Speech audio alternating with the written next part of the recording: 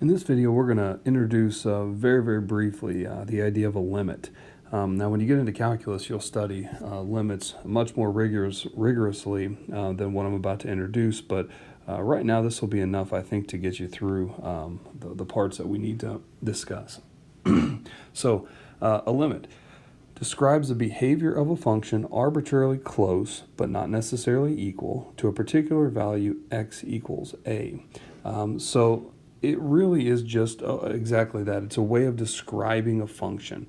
The notation that you'll see will be LIM for limit as x approaches a of the function equals limit L. The a that you're looking at here, this is an x coordinate. The L will be a y coordinate.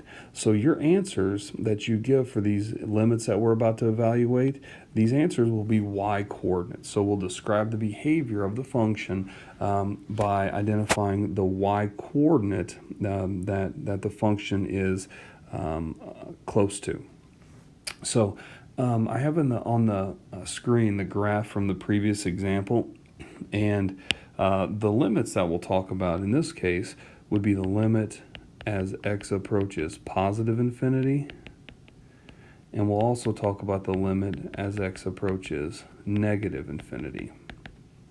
So as the limit approaches positive infinity, now that means our x values are getting bigger and bigger all the way off the screen. So it's our job now to identify the y coordinate of what our function is doing.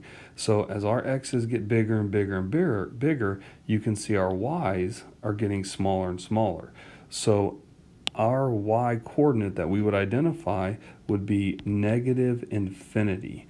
So the behavior of the function as x goes to positive infinity tells us our y coordinates are going to negative infinity. Okay? Now, similarly, to describe the behavior of the function as our x's go to negative infinity, well, as our x's go to negative infinity, you can see what our function is doing. Our function is actually leveling out at the asymptote. And being a horizontal asymptote, that tells us the behavior of our function is behaving such a way around y equals -1. So the limit, as we approach negative infinity in this case, would be -1. Now, remember, this is a very loose and informal definition and idea of what a limit is. We'll continue our discussion in several other types of graphs, but for now, just remember the answer that you're giving and evaluating the limit to describe the behavior of a function is going to be what the y coordinates are doing as you approach a particular value of x.